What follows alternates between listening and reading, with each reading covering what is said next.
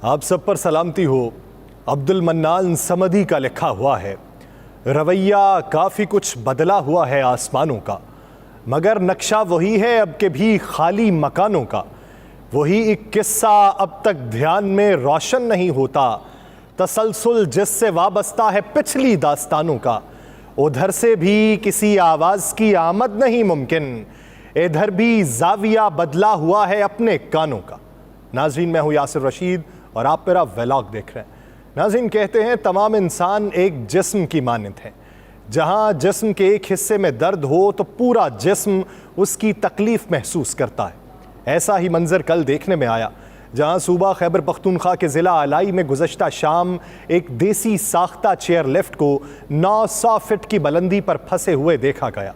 फ़ौज और एयरफोर्स की जानिब से हेलीकॉप्टर्स की मदद से किए गए सेलिंग ऑपरेशन में सिर्फ एक बच्चा रेस्क्यू किया जा सका था और अब उनके लिए मज़ीद ऑपरेशन जारी रखना मुमकिन नहीं था।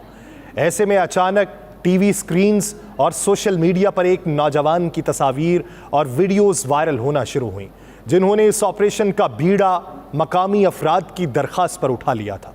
साहिब खान और उनका ख़ानदान पुश्त दर पुश्त लिफ्ट बनाने का काम करता है। उन्होंने अपनी एक छोटी सी कंपनी बना रखी है जिसको ये कोखा एंड इंजीनियरिंग कंपनी कहते हैं। ये कंपनी रजिस्टर्ड तो नहीं, लेकिन लिफ्ट लगाने और बनाने के अलावा दुश्वार गुजार मकामात पर सामान पहुंचाने और तामीराती काम में लिफ्ट का इस्तेमाल करने में मुआवनत देना इनका पेशा है, जिसको ये अपनी मजदूरी कहते हैं। ताहम जब कि किसी जगह पर कोई ऐसा हादसा रूनमा हो तो ये खिदमत खल्क और इंसानी जान बचाने के लिए अपनी खिदमात पेश कर देते हैं। हुजूर वाला, लिफ्ट का इतना बड़ा सानेहा हुआ, हमें खुशगुमानी थी कि अब ऐसे तमाम लिफ्ट मालिकान के लिए हुकूमत वजीफ़ा मुकर्रर करेगी ताकि अवाम को बेहतरीन सहूलियात दी जा सकें। कुछ नौजवानों को ट्रेनिंग देने के साथ साथ इमरजेंसी कंट्रोल रूम बनाया जाएगा, जहां से फौरी हिदायत और मदद ली जा सकेगी। हुजूर वाला, खुशगुमानी थी। ऐसे इलाकों में बर वक्त इमदाद पहुँचाने के लिए हेलीकॉप्टर मुख्तस किए जाएंगे ताकि आइंदा कोई वाक़या हो तो इंतज़ार न करना पड़े। हमारे लोग खुद को महफूज महसूस करें और बैनुल अक़वामी मीडिया पर भी हमारा अच्छा तासुर देखने को मिले। लेकिन हुजूर वाला, देखने को क्या मिला? देखने को ये मिला कि 9 लिफ्ट्स सील कर दी गई, मालिकान को गिरफ्तार कर लिया गया। उन लिफ्ट मालिकान को जो सिर्फ 15 रुपए किराया लेते थे, और अब असातिज़ा और बच्चे जो सवारी इस्तेमाल करेंगे उसका किराया 150 रुपये होगा। हुजूर वाला, वहाँ की गरीब आवाम तो अब भी मुश्किल में है, जहाँ 15 रुपए से किराया बढ़कर 150 रुपये हो जाए। और अब या तो वहाँ गुर्बत के हाथों या लिफ्ट की कम तादाद के बायस मरीज़ वक्त से पहले मर जाया करेंगे। हो सकता है स्कूल गैर आबाद हो जाएं। हुजूर वाला, जिस्म का कोई एक हिस्सा गल सड़ रहा हो तो सिर्फ उस जगह का इलाज करते हैं, पूरा हिस्सा काट कर अलग नहीं कर दिया जाता। हुजूर वाला, मुमकिन है कि चंद दिनों में कुछ लिफ्ट्स बहाल हो जाएं, लेकिन यह तल्ख हकीकत भी हम ही को देखने को मिलेगी कि वही लिफ्ट बहाल होगी जो इंतज़ामिया को पैसे देगी। ऐसे वहाँ का माफिया निज़ाम तो चलता रहेगा और हम चुप बैठे यहाँ पर इंतज़ार करते रहेंगे। मगर कब तक? क्या तब तक जब तक खुदा न खास्ता वहाँ फिर हादसा नहीं हो जाता। जैसे किसी मेहरबान ने डोली वालों को बचा लिया, वैसे ही कोई इस 24 करोड़ इंसानों को भी बचा ले जिन्हें अशराफिया ने इंसान रहने नहीं दिया। सदर ममलिकत डॉक्टर आरिफ अलवी ने मुल्क में आम इंतखाबात की तारीख के फैसले के लिए chief election commissioner Sikandar Sultan Raja को खत लिख दिया। सदर ममलिकत आरिफ अलवी की जानिब से chief election commissioner Sikandar Sultan Raja को लिखे गए खत में आज या कल मुलाकात की दावत दी गई। मुर्शद इंतखाबात की तारीख का ऐलान कर दिया जाए कि बिजली के झटकों ने अवाम का रहा सहा खून भी निचोड़ लिया है।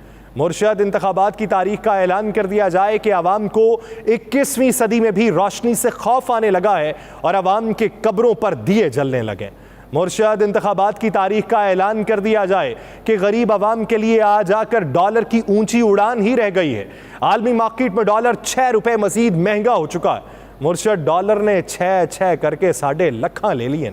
हुजूर वाला, आपकी निक्की जई हाँ और सर की हल्की सी जुम्बिश की आवाम मुंतज़िर है ताकि वो अपनी मर्जी का लीडर मुंतखब कर सकें जिससे उन्होंने बहुत सी उम्मीदें बांध रखी हैं।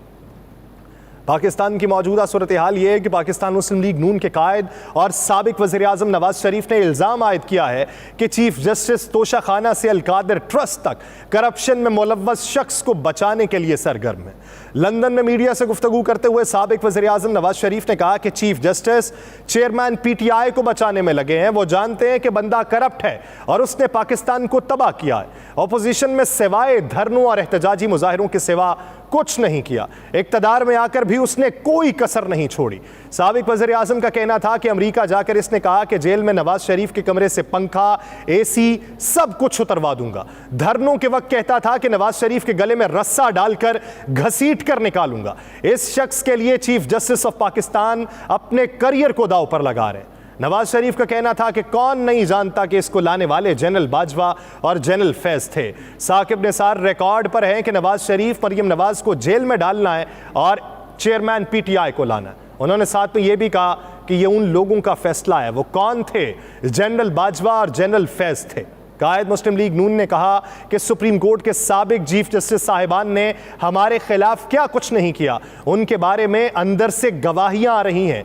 जस्टिस शौकत सिद्दीकी सीनियर जज थे, उनकी गवाही से बड़ा क्या हो सकता है? बाऊजी, चीफ जस्टिस को यह भी मालूम था कि आपने ज़ातियात के लिए नैब कवानीन में तरामीम की थी और कल के दिन जो नैब का केस निपटाया गया वो ये जानते हुए निपटाया गया कि नैब के दायरा इख्तियार से केस निकालने वाले भी आप थे। बाऊजी, चीफ जस्टिस को यह भी मालूम था कि अगर माजी करीब के अंदर आपकी अपोजिशन ने सारे धरने दिए थे तो उसकी अपोजिशन में भी धरने आप ही के लोगों ने दिए थे।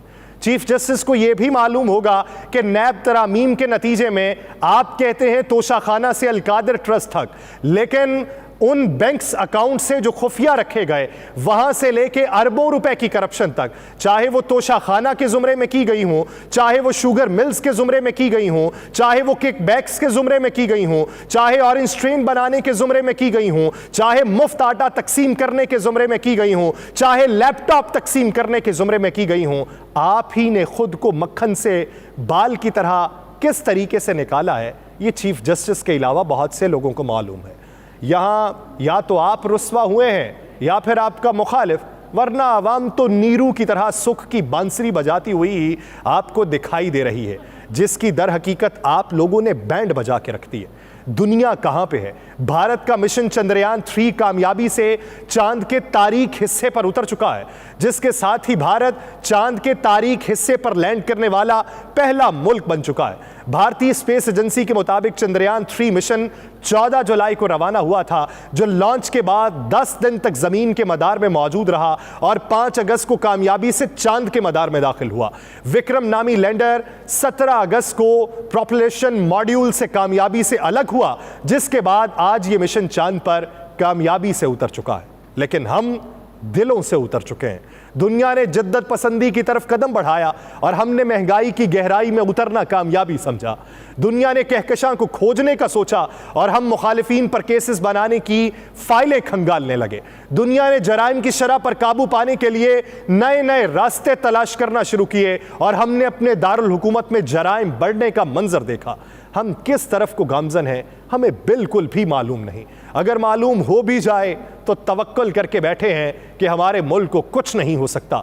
और यहाँ के निज़ाम इंसाफ का हाल ये है कि साबिक वज़ीर आज़म यहाँ से नाउमीद होकर अपना केस आलमी अदालतों में चलवाने की तगोदो कर रहा है। पाकिस्तान तहरीक इंसाफ के चेयरमैन ने बरतानवी वकील राशिद याकूब को अपना केस आलमी इदारों में उठाने की हिदायत कर दी। तो इससे दुनिया भर में पाकिस्तान का क्या तशख़्ख़ुस जाएगा कि वहाँ का साबिक वज़ीर आज़म दुनिया के आगे इंसाफ की भीख मांग रहा है। ये बज़ाते खुद पाकिस्तानी होने के नाते हर एक को सोचना चाहिए कि हम जिस डगर पर गामजन है ये हमें किस पाताल की गहराइयों में ले जाएगी।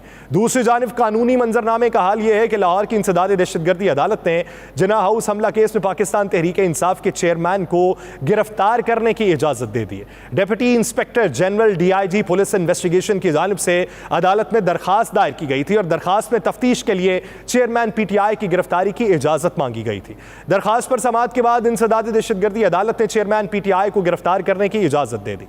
याद रहे कि साबिक वज़ीर आज़म तोशाखाना केस में सुनाई जाने वाली 3 साल कैद की सज़ा अटक जेल में काट रहे हैं, और इसी वजह से हो सकता है कि उनकी जो दरखास्तें थीं कि हमें यहाँ से अडयाला जेल या कोट लखपत जेल में मुंतकिल कर दिया जाए, तो इस दरखास्त के तनाजुर में जब गिरफ्तारी अमल में आएगी तो हो सकता है कि जेल मुंतकली की दरखास्त भी अमल में आ जाए। लेकिन पाकिस्तान के अंदर मुखालिफिन को दबाने की रविश ने आम आवाम को उस हद तक ला गिराया है कि आम आवाम सोचती है कि शायद हम मकाम असफल से नीचे हैं, जहां फ़कत तीरगी बसती है और हमारे पास कोई रास्ता दिखाई नहीं देता। एक दूसरे से इंतखाबात करवाने की भीख मांगते हैं। हम दुनिया भर को यह बावर करवाने की कोशिश कर रहे हैं कि पाकिस्तान का मौशी मंजरनामा बेहतरी की जानिब गामजन है, लेकिन एक ही दिन में 6 रुपए का डॉलर का बढ़ जाना पाकिस्तान में रुपए की तनज़्ज़ुली को जाहिर करता है और यहां पे मुआशी पॉलिसीज को जाहिर करता है। आपके हमसाया मुमालिक भी इन्हीं मुश्किलात से दोचार हैं कि आलमी मंडी के अंदर किस तरीके से